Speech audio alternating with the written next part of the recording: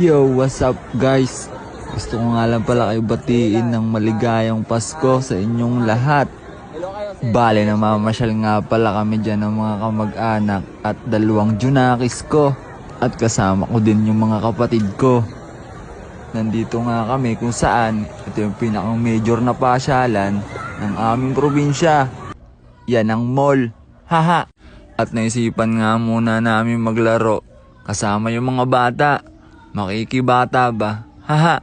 At ayan, nakapagpapalit na nga kami ng pwede kung saan hihulog yung mga token sa mga machine. Yan, sa part na yan, nagamon nga pala yung tiyuin ko. 1-on-1 daw kami. Kaso, dito lang naman sa Toy Kingdom. Haha.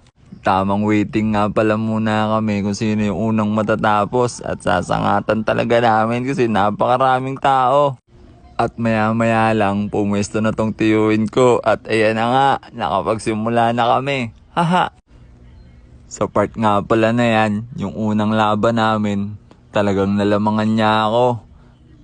Partida pa nga daw yun kasi nga, may bit-bit siyang bata. Talaga namang inaasbukan ako. Haha. At syempre, ang ugali ni Jessie, pag niyayabangan, hindi nagpapatigil, tititigil hanggat hindi na nanalo. Haha. At ayan, nagsimula ulit kami, humingi ako ng isa pang round. Revanse ba kumbaga? Haha. At sa part na nga yan, nakuha ko na yung pulsuan ko. At talagang halos dire-diretso yung shoot ko. Haha. Yung tiyuin ko, napapakamot na yan. Di lang nahagip sa camera. Haha. At yun ngang Junakis ko, talagang nakatitig na sa akin. Hindi na halos kumukurap sa pag-shoot ko ng bola. Haha. Pansinin niyo yung bunso ko. Di na talaga siya kumukurap. Haha. Maya-maya lang yung tiyuin ko. Susuko na yan kasi natambakan ko na siya. Haha. At ayan, umalis na nga. Yung kapatid ko na ang pumalit. Napakabisa din yung mag-basketball kahit napakaliit pa lang. Madalas nga din pala yan tumambay sa court at makipaglaro sa mga kababata niya. Kung tawagin yan sa amin dito, yan si Utoy, ang kapatid kong bunso. Pansinin nyo kung gaano din yung kagigil magpa-shoot. Inaagawan ko ng bola, nagaganit na nga sa akin. Haha.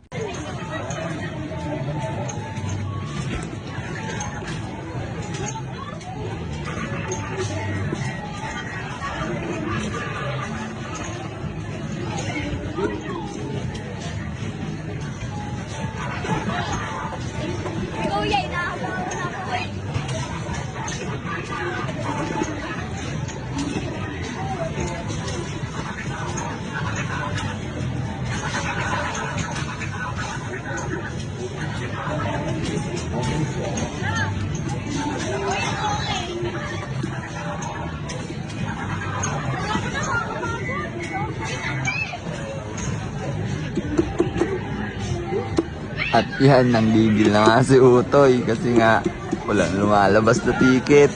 Sayang din. Haha. Yung dalawang Junakis ko naman tuwan-tuwa kasi nakarami sila ng ticket. Itong tiyuin ko, nagtry naman dun sa Dakot Manika. Haha. Manika daw. Baka small teddy bear. Haha. At yan, sa mga nalikom nga pala naming ticket, pinapapalitan na ng dalawang Junakis tsaka mga kapatid ko. At pagkatapos namin magpapalit, nag-food trip na kami. Katulad ng dati, laging sa Jollibee. Haha, pampasaya ng bata. Magpipicture nga sana pala kami niyan kaso naka-video. Haha. At pagkatapos mag-vibrate nung Jollibee circle, order circle, bahala na siya, di ko alam kung anong tawag doon. Basta tumutunog siya, tumiilaw.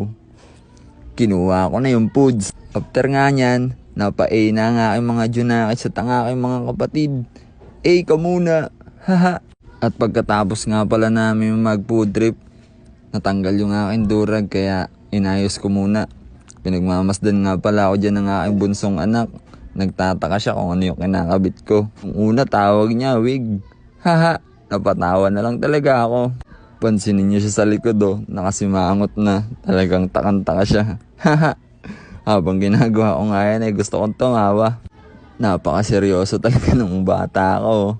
Hinihila-hila niya pa ako sa likod. Haha.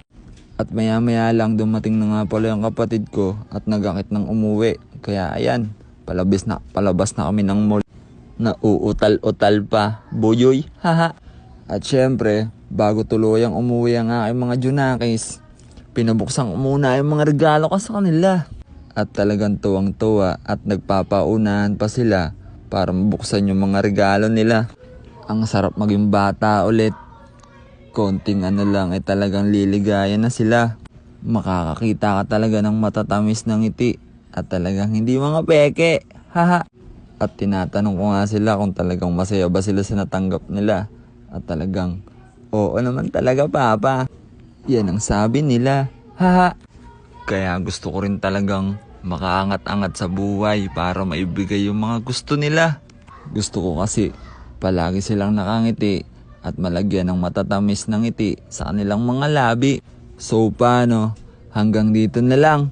Maligayang Pasko ulit muli sa inyo. Always keep safe and God bless. Bye! Haha!